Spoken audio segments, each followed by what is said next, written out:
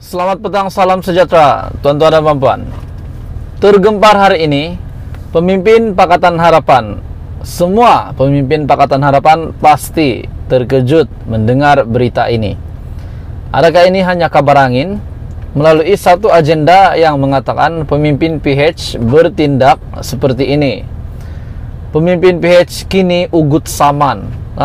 Jadi adakah ini benar-benar berlaku di kalangan pemimpin-pemimpin tertinggi Pakatan Harapan, di mana Presiden PKR sendiri, Anwar Ibrahim, dan timbalannya Rafizi Ramli dan beberapa pemimpin yang lain, pemimpin besar yang lain di dalam Pakatan Harapan dan di dalam PKR.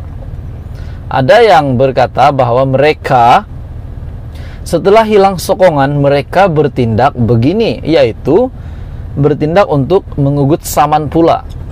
Ini pasti mengejutkan, sudah pasti, kepada beberapa ahli politik yang lain, termasuklah Ismail Sabri, top 5 UMNO, Zahid Hamidi, Tokmat, Muhyiddin Yassin. Mereka pasti terkejut dengan berita ini. Tidak pastilah mereka terkejut, ketawa mungkin, apa yang berlaku di dalam Pakatan Harapan ketika ini. Setelah saya membaca berita ini, rupanya bukan di dalam UMNO saja berlaku pergolakan, namun Pakatan Harapan juga berlaku beberapa pergolakan. Tapi berita hari ini yang saya ambil daripada agenda daily, saya petik daripada agenda daily yang bertajuk "Selepas Sedar Hilang Sokongan, pemimpin Pakatan Harapan kini ugut saman pula." Wow, siapa yang mengugut saman ini? Berita sepenuhnya, pemimpin PH memulakan fasa baharu kempen mereka setelah apa yang dilakukan untuk memikat pengundi pilihan raya umum ke-15 gagal. Sebaliknya semakin hilang sokongan. Betulkah ini yang terjadi di dalam PH pada ketika ini? Sedangkan kita mendengar nama Anwar Ibrahim yang sedang naik pada ketika ini, di mana beliau ini kesana kesini membuat ucapan berkempen. Makna kata berkempen, sehingga sehari menghadiri 5 hingga 6 program, dan setiap program beliau akan berucap selama setengah jam. Jadi kita melihat nama Anwar naik pada ketika ini. Namun berita hari ini mengejutkan pula. Dengan tempo kempen yang tinggal beberapa hari lagi sebelum lebih 21,17 juta pengundi keluar membuat pilihan Sabtu ini pada 19 November, pemimpin Pakatan Harapan kini mula membuat pelbagai ugutan. Wow, termasuklah terhadap pegawai kerajaan dan pemimpin parti lawan. Apa sebab mereka membuat ugutan ini? Pemimpin utama Pakatan Harapan sudah pasti Datuk Sri Anwar Ibrahim, pengurusi DAP Lim Guan Eng, Naib Presiden Amanah Adli Zahari, dan timbalan Presiden PKR Rafizi Ramli kini menggunakan ugutan untuk menyaman pemimpin parti lawan yang membuat tuduhan terhadap mereka. Jadi kita fikir, tuan-tuan dan puan, mereka ini terima tuduhan, lalu mereka ingin membuat saman, menyaman kepada individu yang membuat pertuduhan kepada mereka. Yang peliknya, tuan-tuan dan puan-puan, mereka sebaliknya boleh pula membuat tuduhan tidak berasas dan tanpa bukti terhadap pemimpin parti lawan. Tindakan ini menyerlahkan wajah sebenar mereka dan parti yang diwakili. Contohnya, Anwar telah menghantar surat tuntutan undang-undang terhadap Menteri Besar Kedah yang juga pengarah pilihan raya PAS Pusat, Datuk Sri Muhammad Sanusi Muhammad Noor, kerana didakwa menyindirnya apabila bercakap mengenai isu akhlak dan moral Presiden PKR itu. Beliau telah terima kenyataan, Anwar Ibrahim telah terima kenyataan daripada pengarah pilihan raya PAS Pusat, Datuk Sri Muhammad Sanusi, yang mengatakan Anwar ini muflis moral. Itu ada berita yang saya ada baca sebentar tadi.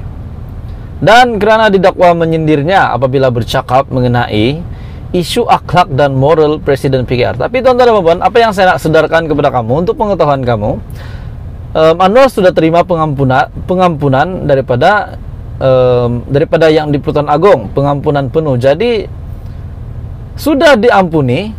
Apapun juga yang diterima Anwar berkenaan dengan akhlak moralnya, berkenaan dengan kesalahannya yang lalu, sudah pasti ini membangkitkan kemarahan Anwar, sehingga beliau sanggup ingin menyaman individu tersebut, yaitu Datuk Seri Muhammad Sanusi. Muhammad Sanusi ketika ceramah kempen PRU15 Sempenah Jelajah Perikatan Nasional BES Tambun menegaskan Anwar tidak boleh dimenangkan dan dilantik menjadi Perdana Menteri atas rekod kesalahan moral. Ish. Dia duk angan-angan nak jadi Perdana Menteri lama sangat dah. Bukan tak kesian tuan-tuan, kesian, tapi dia tak boleh dilantik. Nak banding Anwar dengan Tan Sri Muhyiddin, dua-dua ni kena pecat daripada UMNO. Tan Sri Muhyiddin Yassin dipecat oleh UMNO zaman Najib Razak kerana lawan kes 1MDB. Itu ramai yang sudah tahu. Tetapi Anwar Ibrahim dipecat daripada UMNO sebagai timbalan presiden dan juga timbalan Perdana Menteri kerana isu moral. Dia bukan lawan kes penyelewengan, bukan. Dia lawan kes, kata Muhammad Sanusi merujuk kepada beberapa kes mahkamah yang melibatkan moral Anwar bermula 1998 sehinggalah 2015 lalu. Logiknya, apa yang dikatakan Muhammad Sanusi itu ialah rekod Anwar yang juga pengurus CPH kali pertama dipenjarakan selama 6 tahun pada 14 April 1999 setelah Mahkamah Tinggi Kuala Lumpur mendapati dia bersalah atas 4 tuduhan rasuah dan berhubung penyalahgunaan kuasa dengan campur tangan dalam dalam siasatan polis terhadap dakwaan salah laku seksualnya, dan ini sudah pasti ramai yang tahu. Tun Dr. Mahathir Mohamad yang menjadi Perdana Menteri ketika itu pada 2 September 1998 memecat Anwar daripada jawatan timbalan Perdana Menteri dan Menteri Kewangan. Sehari kemudian UMNO juga memecat Anwar daripada jawatan timbalan presiden dan ahli parti atas salah guna kuasa. Pada 2008, bekas pembantu Anwar Muhammad Saiful Bukhari Azlan yang berumur 23 membuat laporan polis mendakwa dia diliwat di sebuah kondominium di Damansara. Laporan itu dibuat 2 hari selepas kejadian itu berlaku. Pada 10 Februari 2015, Mahkamah Persekutuan mengekalkan hukuman penjara 5 tahun ke atas Anwar berkaitan kes liwat melibatkan Muhammad Saiful. Ini merupakan kes liwat kedua terhadap Anwar. Dalam kes pertama, dia didapati bersalah meliwat pemandu keluarganya Azizan Abu Bakar di Tivoli Villa Kuala Lumpur pada tahun 1994 dan dijatuhi hukuman penjara 9 tahun oleh Mahkamah Tinggi pada 8 Ogos 2000. Jadi tuan-tuan dan puan, ini pasti mengejutkan untuk pemimpin Pakatan Harapan hari ini.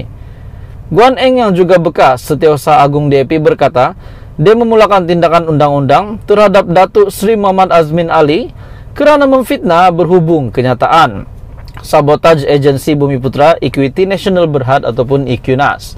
Bukan setakat Anwar yang membuat saman, bahkan Guan Eng juga Setiausaha Agung DAP, dia yang memulakan tindakan undang-undang terhadap Datuk Seri Muhammad Azmin Ali kerana memfitnah. Jadi ini pasti mengejutkan tuan-tuan dan puan. Demikian juga tuduhan yang dibuat oleh Rafizi dan juga Adli terhadap pemimpin parti lawan yang tidak dikemukakan bukti kukuh. Sebaliknya, hanya mahu menimbulkan persepsi jahat bagi memikat sokongan pengundi. Demikianlah keadaan pemimpin Pakatan Harapan pada ketika ini. Ini semua menurut artikel ini daripada Agenda Daily. Jadi tuan-tuan dan puan, berita hari ini daripada Agenda Daily. Selepas sedar hilang sokongan pemimpin Pakatan Harapan, kini ugut saman pula. Jadi tuan-tuan dan puan, adakah Anda setuju dengan kenyataan hari ini, berita hari ini? Adakah ini akan menjadikan penyokong-penyokong PH akan benar-benar menarik sokongan, tidak akan memangka lambang ataupun logo PH dan parti-parti komponen di dalam PH pada 19 November ini? Itu kita tidak tahu, sebab undi adalah rahasia. Apapun, pada PR15 ini kita berharap supaya siapapun yang menjadi kerajaan nanti, siapapun yang menjadi ketua kerajaan, menjadi Perdana Menteri, menjadi menteri-menteri, kita harap semuanya dapat menjalankan tugas dengan baik. Yang penting Malaysia makmur, sejahtera. Teruskan bersama di dalam channel ini untuk banyak lagi info yang menarik tentang politik di Malaysia.